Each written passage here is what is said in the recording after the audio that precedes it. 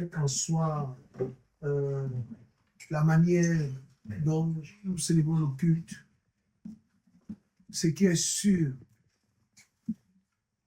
il y a le témoignage de l'Esprit dans cet endroit. Je vous le dis, de la part du Seigneur, parce que, comme le frère a dit, je connais le moment où je vais me mettre un peu en retrait. Et c'est dans ce temps-là que le Seigneur m'a parlé. Et comme vous voyez cette assemblée, en nombre, petite comme elle est, le Seigneur la voit aussi comme ça. Mais il a son œil ici, ses yeux sont ici. Il voit. J'ai partagé un songe à mon frère Samuel. On a parlé. Et le Seigneur est bon. Alléluia. Donc, ce matin, beaucoup de sujets m'ont interpellé. Et j'ai discuté hier avec un frère qui m'a appelé d'Italie. Et on parlait de la marche chrétienne. Nous avons fait un constat par rapport au combat que nous avons, par rapport aux difficultés que nous rencontrons. Et le constat est parti du fait que même dans notre sommeil, même quand nous dormions, certains ont des attaques de femmes ou de maris de nuit. Ceci est le résultat ou la résultante, 1, de nos pensées dans la journée, 2, de notre état, ce que nous avons fait dans la journée, 3, de ce que nous avons vu dans la journée, 4, de ce que nous avons parlé, 5, de là où on était, et 6, le cœur que nous avons. Le cœur que nous avons. Et si nous soyons attentifs et de ce que le Seigneur va nous communiquer ce matin, c'est très très important pour moi premièrement et pour nous tous. Et nous allons comprendre que en réalité, notre caractère est un facteur qui détermine nos combats. Alléluia. Comprenons bien. Je dis, notre caractère est un facteur déterminant pour nos combats. C'est-à-dire, avec ton caractère, avec ta nature, l'ennemi sait si ce terrain est favorable ou pas. Alléluia. Écoutons très bien parce que par la grâce du Seigneur, il me permet de comprendre certaines choses et on va essayer de creuser dans les Écritures et je pense qu'avec l'aide du Saint-Esprit, chacun de nous sera convaincu de la véracité de la parole, de ce que la parole dit. Amen. Et la Bible dit, nous sommes dans le livre de Proverbes. Donc, Proverbes, nous sommes au chapitre 4. Proverbes, chapitre 4. Proverbes, chapitre 4. Nous sommes au verset 23. Regardez ce que la Bible dit. La Bible dit, garde ton cœur plus que tout de ce que l'on garde, car de lui procèdent les sources de la vie. Alléluia. Amen. Nous allons prier. Père très saint, merci pour ta parole. La Bible déclare, Seigneur, que la révélation de ta parole est claire et elle donne l'intelligence aux saints. Père, prends le contrôle de ce moment afin que ce que nous allons partager puisse nous nourrir, nous amener à prendre conscience et à prendre garde, parce que nous ne puissions pas être un terrain favorable pour l'ennemi. Nous voulons, Seigneur, être tes imitateurs, comme Paul pouvait le dire à l'église, et dire aussi à son disciple Timothée, Père, nous voulons te connaître, nous voulons que tu nous gardes, nous voulons que tu nous guides. Garde-nous, Seigneur, précieusement auprès de toi. Père, nous nous soumettons à toi et nous prenons autorité dans ce lieu, Père, parce que ni le sommeil ni la fatigue, Papa, ne puissent venir nous déranger afin que nous puissions être attentifs à ta parole. Louange et gloire à ton Saint-Nom, au nom de Yeshua Hamashiach, Jésus-Christ de Nazareth. Amen. La Bible dit, frère, que de garder notre cœur plus que tout ce que l'on garde. C'est-à-dire que notre cœur est le centre des convoitises. C'est-à-dire que quand on garde quelque chose, ça veut dire que cette chose-là peut intéresser une autre personne. Alléluia. Et si tu gardes ta chose pour qu'une autre personne la prenne, ça veut dire que celui qui veut venir la prendre, c'est un voleur. Amen. Parce que celui qui se lie volontairement à une prostituée, Paul dit que les deux sont quoi? Une même chair. Alléluia. Mais si tu gardes ton cœur, tu gardes ton corps, et que la prostituée vient te séduire, et que tu la fuis, ça veut dire que cette prostituée veut voler de ce qui est précieux en toi. Tu ne te livres pas, mais il veut voler.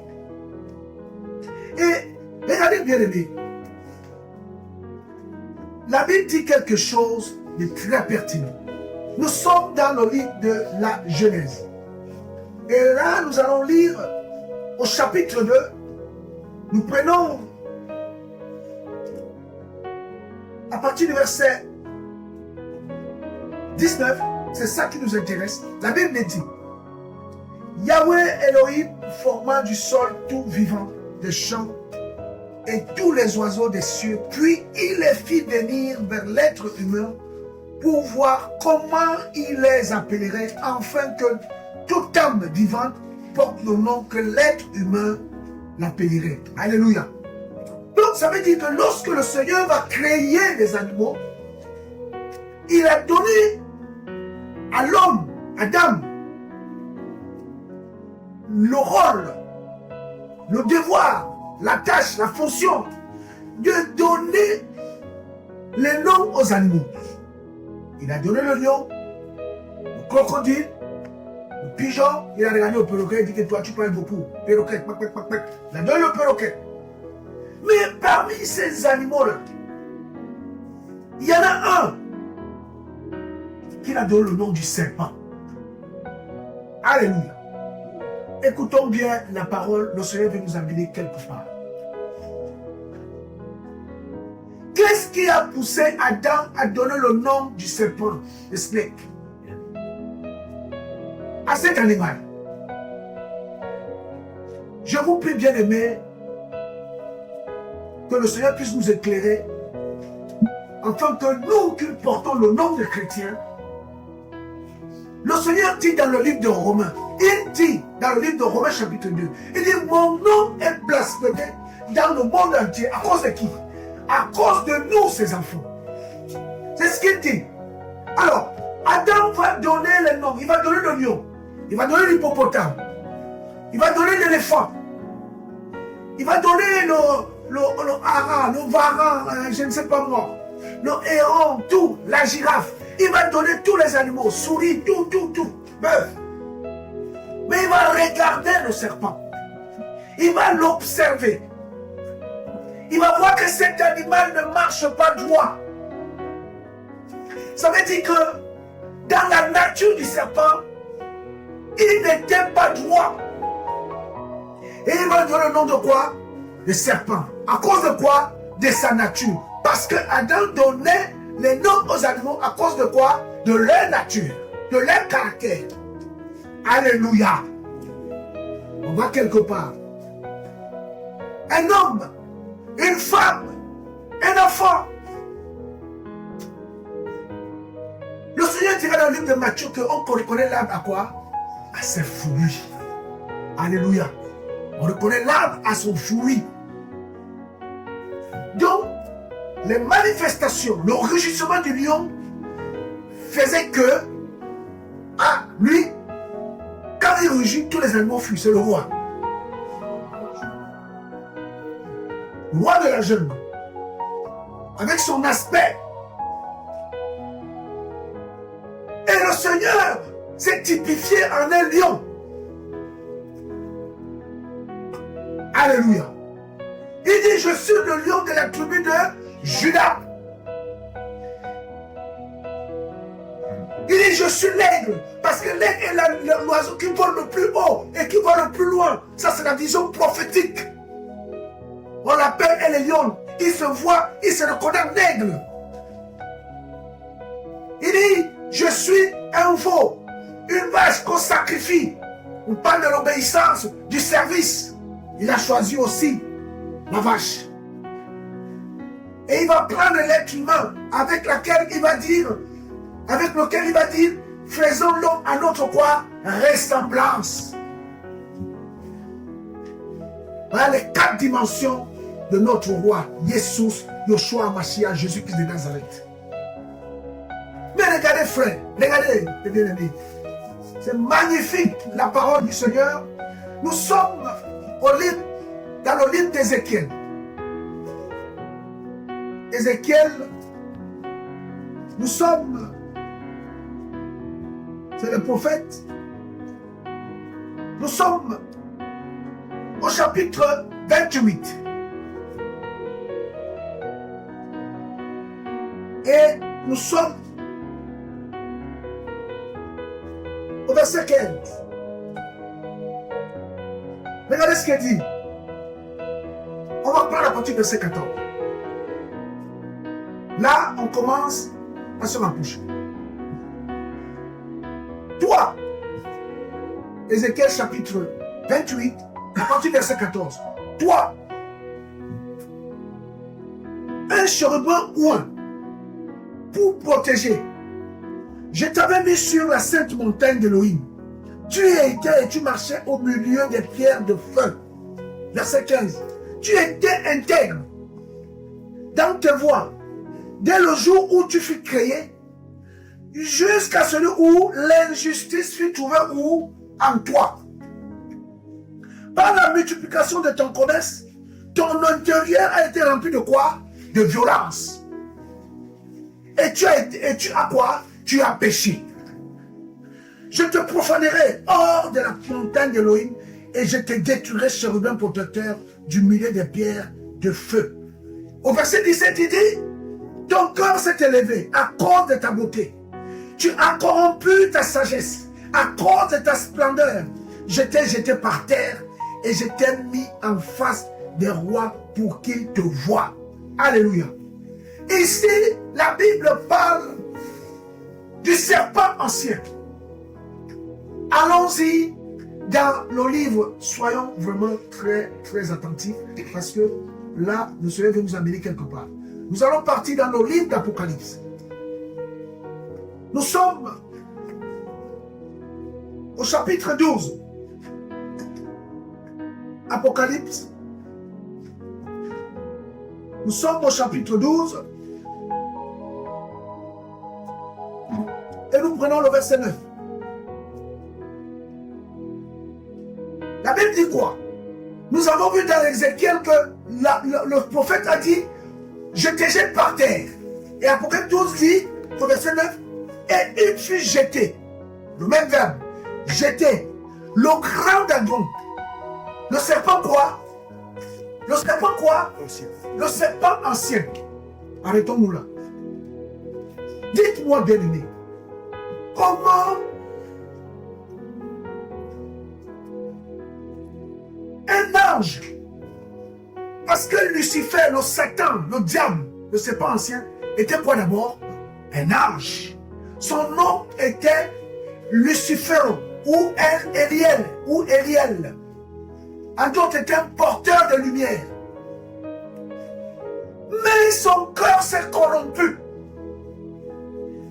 Il s'est détourné de la fonction de ce laquelle on l'avait créé. Il a laissé pénétrer dans son cœur des envies, des goûts, des valeurs qui n'avaient pas de place au ciel. Il a été quoi? Jeté. Alléluia. Et lorsqu'il va être jeté, il va regarder dans sa chute. J'arrive. Il va regarder dans sa chute. Parce qu'il faut savoir, frère, qu'avant que l'Éden sur terre ne soit créé, l'Éden dans le ciel existait déjà. Et si vous lisez le livre d'Ézéchiel au chapitre 28, il va lui dire, tu étais en Éden.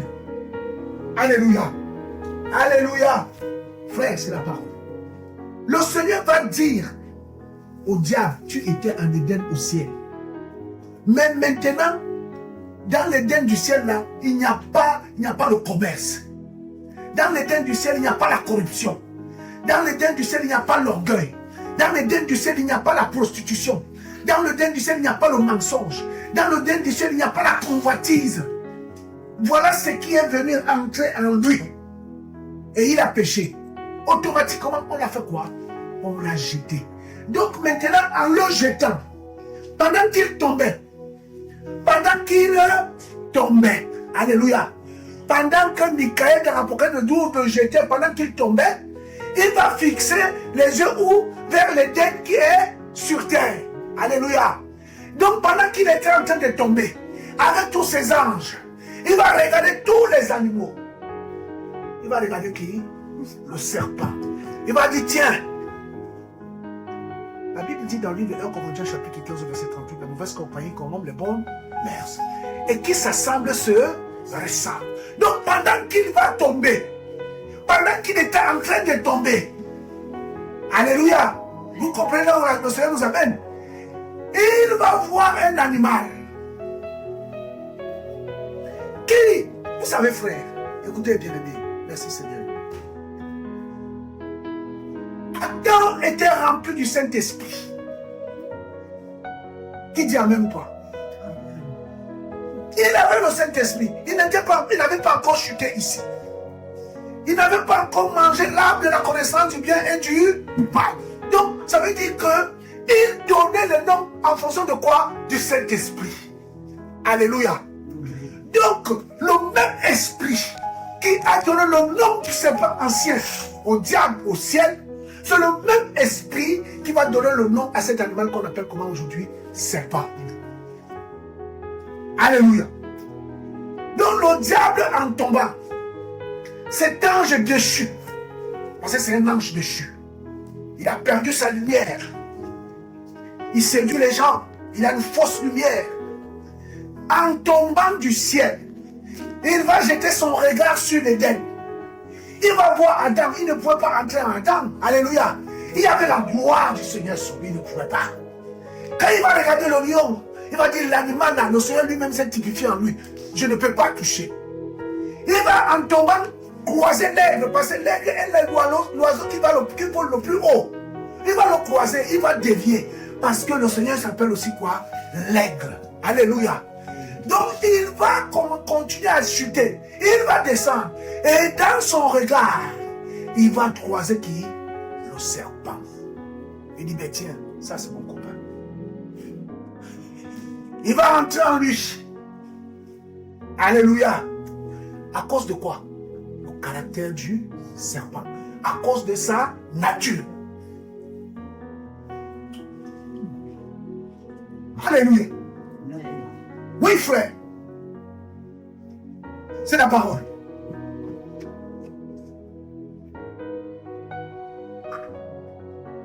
Bien-aimés, le Seigneur nous a tout donné pour que nous puissions marcher. C'est vrai, la marche chrétienne est difficile. Jacques va dire Aux gens. Jean dit que celui qui dit qu'il n'a pas de péché est menteur et il fait énorme quoi? Menteur. Mais nous avons l'assurance que si nous confessons quoi? Nos péchés. En fait, la confession du péché est l'expulsion de la nature étrangère du diable en nous. Alléluia. Quand tu confesses ton péché, tu le vomis. Tu dis non, ta place n'est pas en moi, sors de moi. Voilà pourquoi quand quelqu'un confesse, quand vous avez fini de prier de confession, vous avez une notion de soulagement. Vous vous sentez léger. Vous vous sentez léger. Parce que tu as enlevé un corps étranger. Alléluia. Et le serpent ancien va voir le serpent. Il dit, mais tiens, c'est mon homonyme. Mon hymne. J'arrive. Mais le serpent lui dit, viens tonton, j'arrive, je t'accueille. Il dit, bon, allons-y maintenant. Allons-y tenter ces hommes-là. Donc du coup, Ève. Vous pensez que le serpent était comme ça? Mais non. Si le Seigneur dit que dorénavant tu ne manges pas la poussière, ça veut dire que cet animal n'était pas comme ça. Il était autrement. Oh, il avait les pattes, j'en sais rien, mais il n'était pas comme il est aujourd'hui. Eh oui. Et c'est là où, à cause de sa nature, son cœur, sa nature, sa voix ont été pour lui un canal d'accès pour le diable. Eh oui. Eh oui, eh oui, eh oui, eh oui, eh oui, eh oui. Ceux qui traînent la nuit, c'est eux qu'on agresse. Bravo. Ah mais c'est vrai. Ceux qui aiment se cacher dans le noir ont des choses à se reprocher. Ah oui. C'est ton caractère qui va t'amener là où tu dois aller. La nuit est faite pour dormir, non pour se balader. Alléluia. Alléluia. Nous sommes dans le livre d'Ézéchiel. Nous sommes au livre d'Ésaïe, autant pour nous. Nous sommes au chapitre 14, du les prophètes. Ésaïe, chapitre 14. On va prendre le verset 12. La Bible dit, comment es-tu tombé des cieux, Eliel? Donc ça c'est le vrai nom du diable. Eliel, c'était son nom quand le Seigneur l'a créé. Son nom était Eliel. Pourquoi il s'est rebellé? Et on va apporter cet enseignement. Il faut que le peuple, les enfants du Seigneur connaissent la vérité. Et elle est là dans la Bible. Mais il faut que le Seigneur nous ouvre les yeux et l'intelligence pour comprendre ces choses. Donc Esaïe dit, comment es-tu tombé des cieux, Eliel, fils de l'aurore? Tu es abattu jusqu'à terre, toi qui affaiblissais les nations. Donc il est tombé. Et quand il tombait, il a vu celui qui lui ressemblait le plus, c'était qui? Le serpent. Et il s'est incarné en lui. Il est entré en lui. Ne croyez pas que le serpent qui a parlé à Ève était un serpent ordinaire. C'était un serpent possédé. C'était un serpent possédé. Ça ne veut pas dire que tous les serpents aujourd'hui sont possédés. C'est ça aussi, on fait la nuance. On fait la nuance. Parce que le Seigneur dit quoi dans le livre de Matthieu chapitre 10? Il doit soyez prudents comme quoi? Les serpents. Donc le Seigneur fait la distinction entre le serpent de l'Éden, le serpent ancien, qui était dans ce serpent-là. C'est comme les musulmans qui disent qu'ils ne mangent pas le porc, parce qu'un seul troupeau de porc a été quoi? Possédé. Et qui a été précipité où? Dans la falaise. Et même dans l'arbre de Noé, le Seigneur a mis aussi les serpents. Les serpents, exactement. Dans l'arbre de Noé, il y avait mâle et femelle.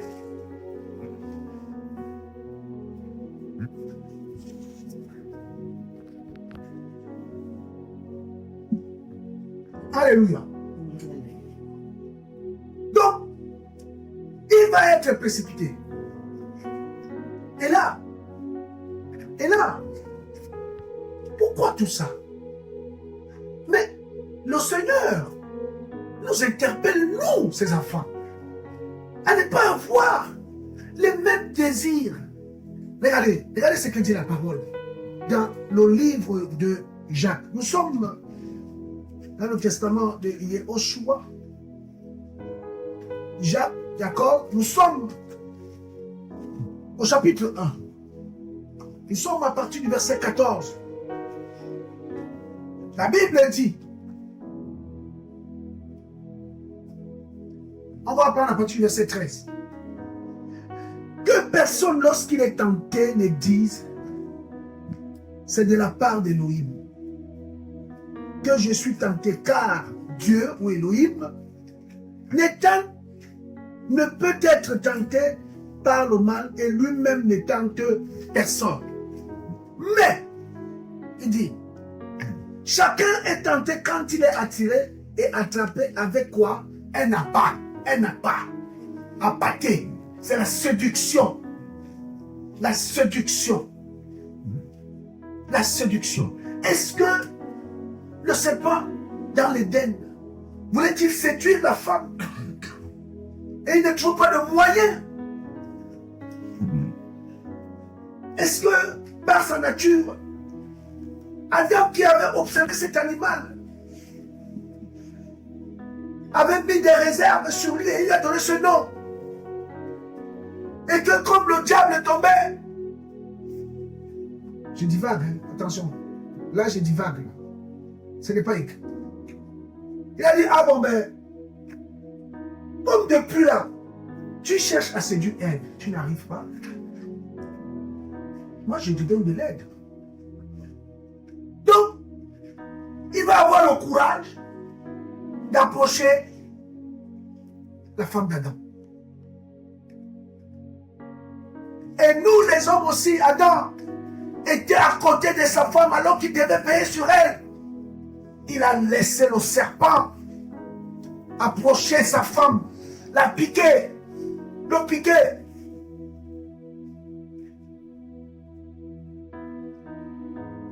Il dit, mais chacun est tenté quand il est attiré et attrapé avec un appât, par sa propre quoi? Convoitise. C'est-à-dire que c'est du cœur. C'est du cœur que partent toutes choses. Eh oui. Tant que tu maîtrises ton cœur, David avait dit à son cœur, mon âme, bénis quoi? Bénis qui? Bénis le Seigneur. Donc, il y avait une rébellion, mon frère. Et il a compris que le danger arrivait. Il a dit mon âme, parce que David à un moment donné était oppressé. On l'avait chassé du trône par son propre fils. Il a tout perdu. Ses femmes, Absalom a couché avec elle en plein jour. Il va fuir dans le désert pour se cacher. Shimei l'insulte en route, lui jette des pierres. Il marche à pied. Vieil homme qu'il est, fatigué. Et son cœur commençait à douter. Mais son esprit dit à son âme, quand David parle de l'âme, il parle de l'esprit humain. Alléluia. Il dit, toi qui es là, je reconnais que j'étais fils d'un berger. J'ai bénéficié des bienfaits du Seigneur. Ce n'est pas parce qu'aujourd'hui je suis chassé du trône que je dois oublier tout ce qu'il a fait pour moi. Donc, toi qui es dedans de moi là, tu vas te taire. Et tu vas bénir qui? Le Seigneur. Donc, quand toi qui es marié, quand toi qui as une femme, quand toi qui passes des moments difficiles, quand toi qui es, je ne sais pas moi, tu es accablé, n'oublie pas les bienfaits du Seigneur. Et dis à ton âme au-dedans de toi, mon âme, tu dois bénir qui? Le Seigneur. Parce que la convoitise nous amène déjà à douter du Seigneur. Voilà ce qui s'est passé, frère. Elle est liée au ciel. Et je ne dis pas elle est liée, c'est Eliel au ciel. Il fallait qu'il reconnaisse sa position que le Seigneur l'avait placée. Il a laissé dans son cœur avoir des pensées qui devaient prendre la place du Seigneur. On lui dit non, je suis assez honoré comme ça. J'ai été créé. La Bible dit qu'il était parfait en beauté. Il avait toute la prééminence à ce qui concerne la louange, la gloire. Le Seigneur l'avait mis là à cette place. Mais regardez, frère, je vais donner un peu la raison pour laquelle le diable a été chassé. Vous savez, quand on dit chérubin en hébreu, ça veut dire premier-né. Ça veut dire premier-né. Mais le diable a oublié, Eliel a oublié que celui qui était le premier-né des premiers-nés, c'était qui? Yehoshua. Donc comme il a dit qu'il est premier-né, on l'a mis dans une position. Et quand le premier-né a apparu, il a dit, mais non, c'est moi le premier-né, c'est pas toi. Non, mais attention.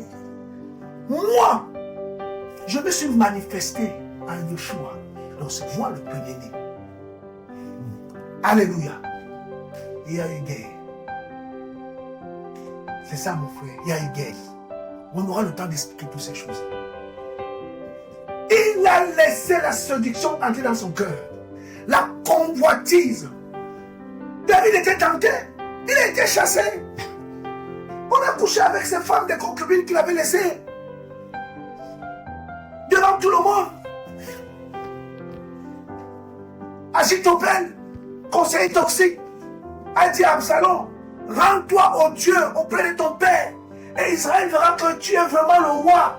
Que toi et ton père, vous êtes irréconciliables. Couche avec ces femmes en plein jour. Mais lorsque David est allé vers Bathsheba, alléluia, le Seigneur lui a dit par Nathan, tu es allé coucher avec la femme d'autrui dans le secret. Mais ce que tu as fait dans le secret, moi je le ferai voir où? En plein jour. Alléluia. Et là, David, quand il pense à tout ça, il veut maudire le Seigneur.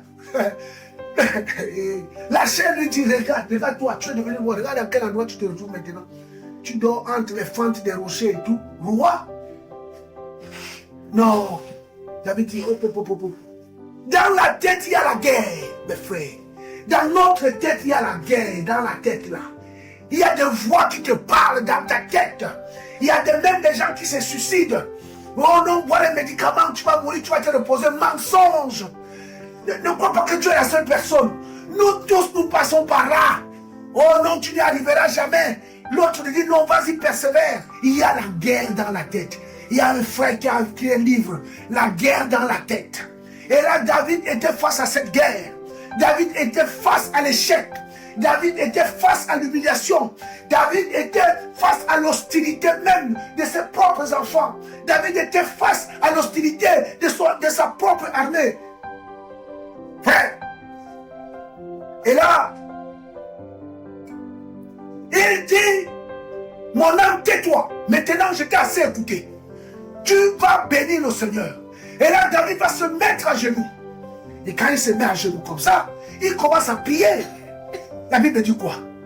Résistez au diable et il fuira loin de vous. Et un verset dira quoi? Résistez-le avec une foi quoi? Ferme. La fermeté. Je vais vous parler un peu de mon témoignage. Écoutez, frère. Regardez comment le Seigneur m'a rendu aujourd'hui. Je suis allé au Cameroun.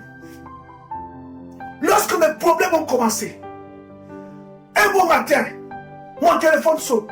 On me dit, Flavien, on te propose 475 millions de francs CFA.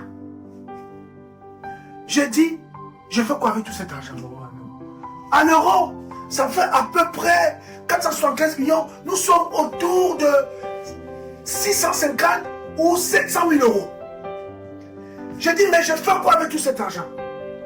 La personne me dit, mais non, cet argent, tu vas mettre ça dans ton entreprise. Je dis, mais je rembourse ça comment? Oh non, il n'y a pas de contrainte dans les remboursements. Tu rembourses quand tu veux, comme tu veux, où tu veux. Je vais voir ma femme, je dis, voilà l'argent qu'on nous propose.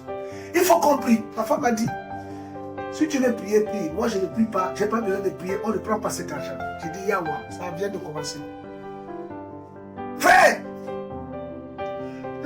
Lorsque j'ai refusé cet argent, lorsque j'ai pris le téléphone, j'ai dit à la personne, moi l'argent là, ça ne m'intéresse pas. Même pas une semaine plus tard, mon entreprise a brûlé. Et c'est le début du combat. L'entreprise a brûlé. On m'appelle encore. Oh non, on te propose 8 millions d'euros par des gens qui sont à la bourse. Et dans les 8 millions d'euros, tu vas leur donner 6 millions, tu vas payer la TVA 1,4 million et toi-même, tu vas rester avec les 1,6 million et tu fermes l'entreprise. J'ai dit non. Ma femme me dit, comment on peut licencier les employés? Et ils vont aller au chômage et nous on va rester avec l'argent. Est-ce qu'on a besoin de tel argent? On n'a jamais demandé au Seigneur tel argent. J'ai dit à ce monsieur, je n'en veux pas. Les clients ont commencé à partir. Tout était en train de sécher.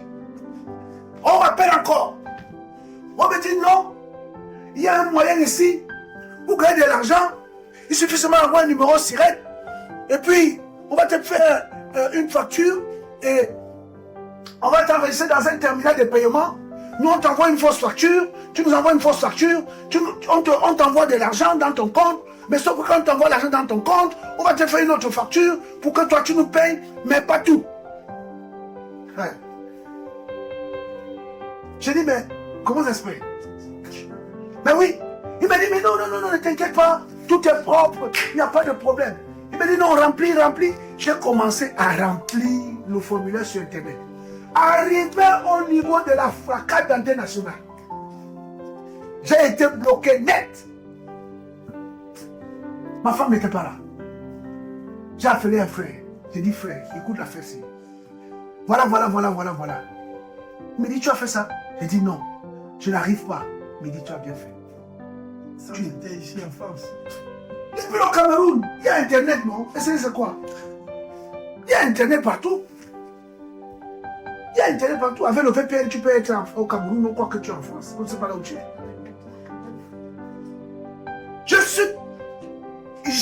Et le gars me dit, mais valide. Il me met la pression. Mais il ne manque plus que la photo. Mais vas-y, valide. La guerre ou dans la tête. Il me dit, là où tu es là, si tu valides là maintenant, on était en appel vidéo. Il me dit, là où tu es là, tu valides maintenant, va au terminal, tout de suite dans ton compte là. Tu as déjà 5 000 euros pour voir si ça marche. Ah! Famille.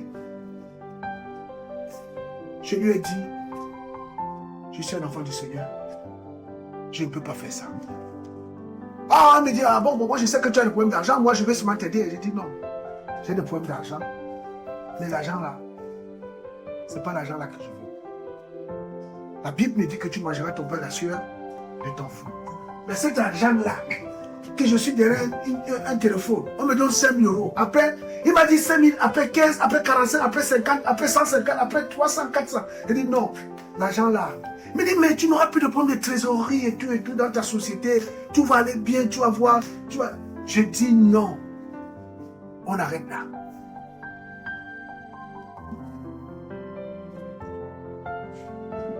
Mais pourquoi cela est arrivé? Parce que j'ai rencontré un jour cet homme. La Bible dit, frère,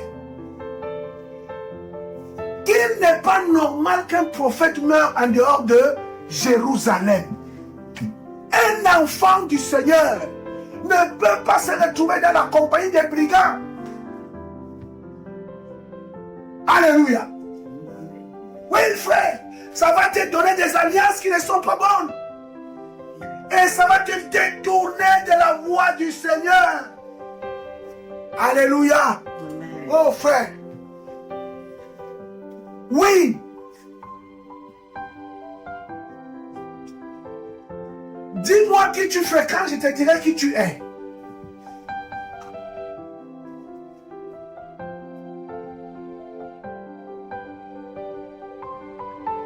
Notre nature, notre caractère. Oh, moi j'aime bien me balader, aller dans une terrasse. Voilà, il n'y a pas du mal à aller boire un coup dans un bar. Frère, jusqu'au jour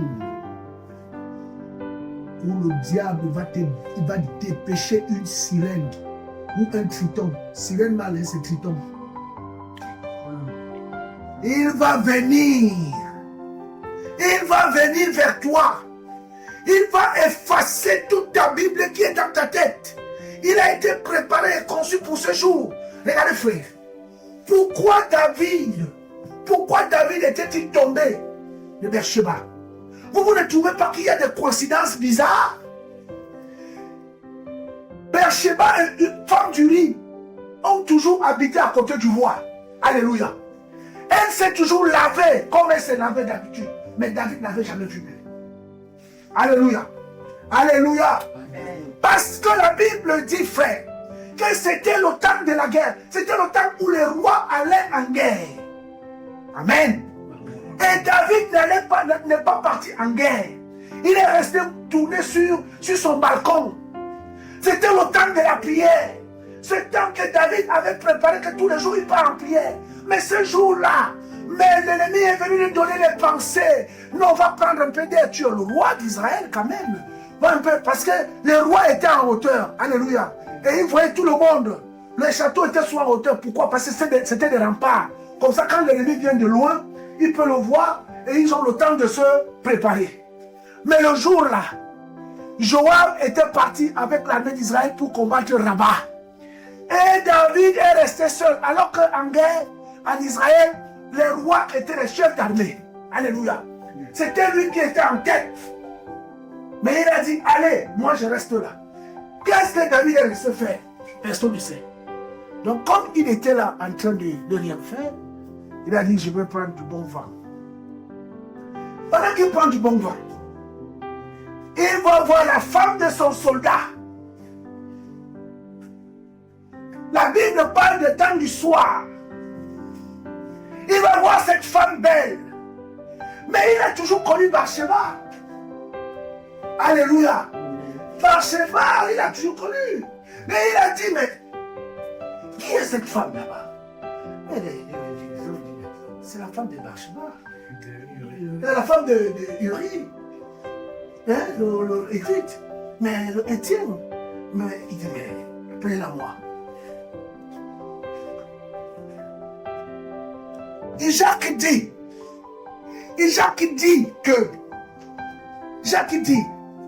mais chacun est tenté quand il est attiré, attrapé avec quoi? Elle n'a pas sa propre convoitise. Il a convoité la femme de Trouille. Après que la convoitise a conçu, elle enfante quoi? Le péché. C'est-à-dire que la conception de la convoitise passe par le matériellement. C'est-à-dire la mise en pratique de ce que tu as conçu, de ce que tu as médité dans ton cœur. Appelez-la moi ici. Maintenant qu'on te l'appelle ici, elle est devant toi. Tu as dit, tu as fait appeler la femme de Touy. Vous vous retrouvez seul dans la cour, dans la chambre. Tu as dit quoi? Je voulais te dire bonjour. Le diable va te dire, mais écoute, tu es déjà mouillé jusqu'au bout, toi, entre ce avec la tête. Et la Bible dit, après que la convoitise a construit, elle enfante quoi? Le péché. Et le péché étant accompli engendre quoi? La mort.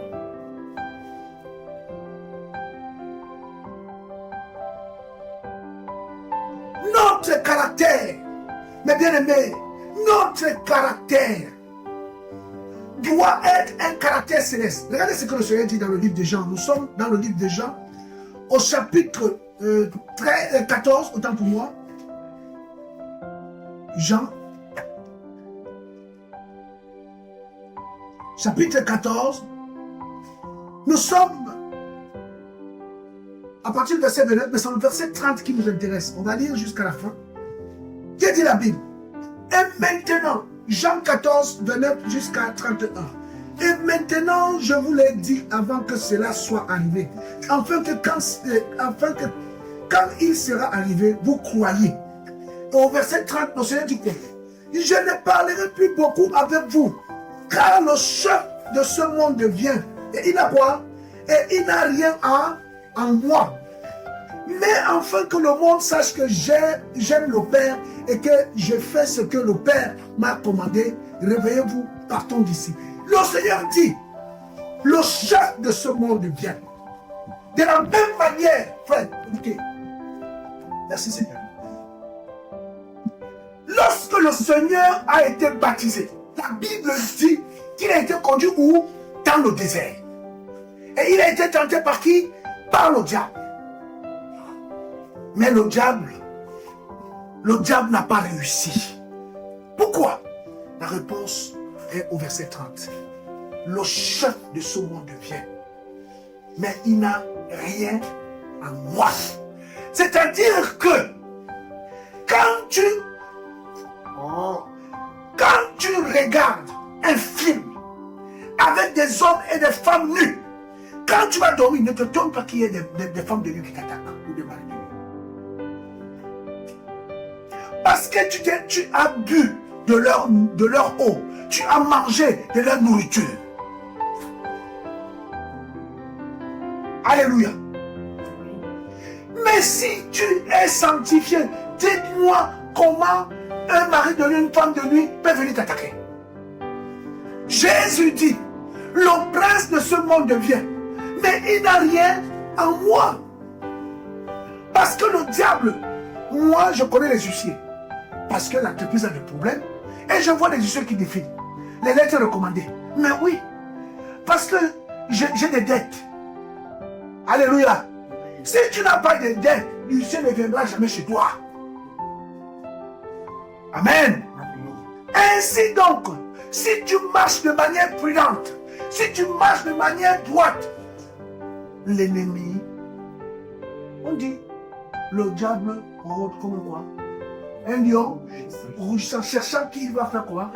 Il va dévorer, il rôde. Mais pourquoi il rôde? Parce qu'il ne trouve pas quoi? De faille. Il ne trouve pas d'accès. Est-ce que c'est la colère? Est-ce que c'est le mensonge?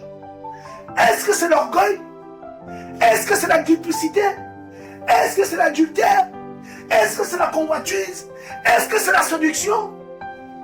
Ou est-ce que tu as ouvert une brèche? Alléluia.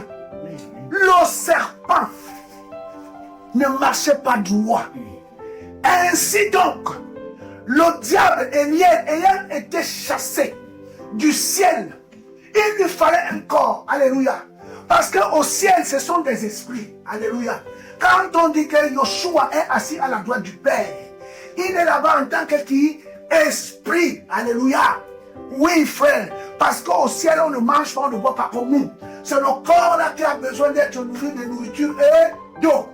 Mais l'esprit a besoin de quoi? De la parole. La Bible dit que le Seigneur se nourrit. On dit que les prières sont quoi?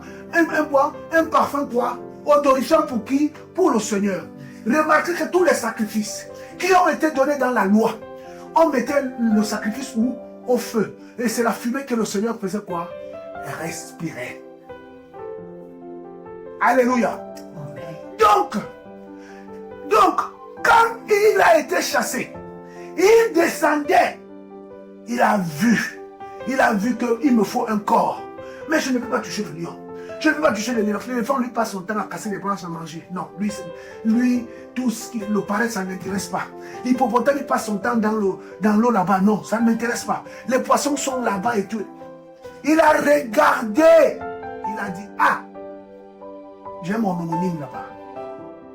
Il est descendu et il est entré.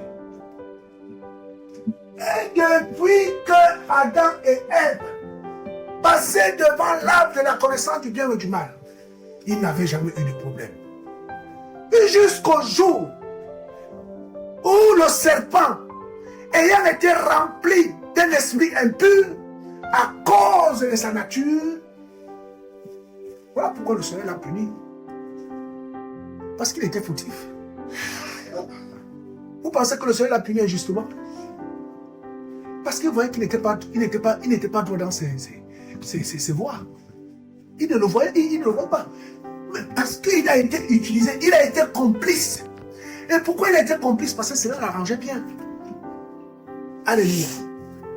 Regardez, je vais vous donner une anecdote au Cameroun. Hein. C'est un frère qui m'a dit. Il y a des gens qui font les vidéos gags, n'est-ce pas? Vidéo gag, c'est-à-dire, quelqu'un a un film, et toi tu ne sais pas, mais... Voilà. Donc, le gars, il dit, oui, alors, il prend une moto. Il a pris 12 motos. Les 12 motomènes ont eu le même comportement. Il y a un qui a voulu se tuer. Alors oui, il fait comme s'il téléphonait. J'ai le sac de 12 millions ici. Les 12 millions sont là. Donc, il fait comme s'il est... Il est un peu désorienté là. Bon, oui, attends un peu. Attends. Il te pose le sac sur la moto. Attends un peu. Le motomène, il part. Il n'a plus le sac. Premier, deuxième. Alors oui, j'ai les 12 millions aussi. Bon, attends un peu. Il dépose le sac. Il part. Le 12e, il a même laissé la moto. Il n'a plus le sac. Bon, après, il a plus le sac. Donc, comme il pourrait, dans sa course, il est tombé devant un étang. Il ne sait pas nager. Il est tombé avec le sac dans l'étang. On dit, oh! Il commençait à se noyer. Oh, venez me sauver. On dit, mais toi, tu vas où? Mais vous aussi, pourquoi vous pouvez nous tenter comme ça? Pourquoi vous pouvez nous faire ça? On dit, il n'y a pas la l'air, c'est les papiers blancs. Mais oui, mais bon. Donc le monsieur lui dit, mais attends, tu as volé mon sac quand même. Il dit, mais non, toi aussi, comment tu peux me tenter comme ça? Comment tu peux me mettre à l'épreuve comme ça là? Tu vois qu'on trouve 12 millions comme ça au Cameroun. Vous voyez? Donc, ces gens travaillent, mais dans leur cœur, s'il y a moyen de voler, ils vont voler. Ils n'ont plus d'intégrité. Mais on lui dit, mais tu as même laissé la moto. Il dit, mais avec 12 millions, je peux acheter 10 motos. Ouais. Donc, sur 12 motos taxis, aucun n'a été trouvé intègre. Mais quand on le voit conduire, on voit qu'ils sont gentils. Mais dans leur cœur, ils t'envient. Et ils sont prêts à te faire du mal pour prendre ce que tu as. Alléluia. Bien-aimés, tenons ferme. Gardons une foi saine. Veillons, Paul dira dans le livre d'Éphésiens chapitre 7, il dit, soumettez-vous les uns les autres. Veillons les uns pour les autres. Alléluia. Ainsi, le chemin vers le ciel est difficile. Ce n'est pas facile. Si tu vois ton frère qui marche dans le désordre, interpelle. Parce que on a besoin des uns des autres pour être sauvés. Le monde n'a pas perdu l'espérance du salut, frère. Ceux qui parlent, en Afrique maintenant, c'est qu'on va, on retourne faire le culte de nos ancêtres. Mais je les regarde, je dis, mais vous allez chercher le culte de vos ancêtres. Donc la vie pour vous, c'est la réussite matérielle dans ce monde. Vos ancêtres, ils sont morts, ils sont où? Où on va les retrouver? Ils sont où? On va les retrouver, où? On vous parle de Jésus-Christ. On vous parle du ciel. Oh non, la Bible, c'est le livre des Blancs. Je dis, mais qui a dit cela? Qui a dit c'est écrit où? Oh non, c'est les Blancs qui ont amené la Bible ici. Je dis, mensonge. La Bible était déjà en Afrique avant la colonisation. Oh, nous on adore le Dieu de nos ancêtres. Je dis, mais, oh, Jésus-Christ était noir, Moïse était noir. Je dis, mais, qui vous a dit que Dieu est noir? Dieu est esprit. Donc, en fait, on a réussi à enlever l'espérance. Frères et sœurs, il y a une vie après la mort. La vie ne s'arrête pas au cimetière, c'est faux. Jésus-Christ a dit, Yoshua, Jésus a dit, croyez en Elohim et croyez en moi.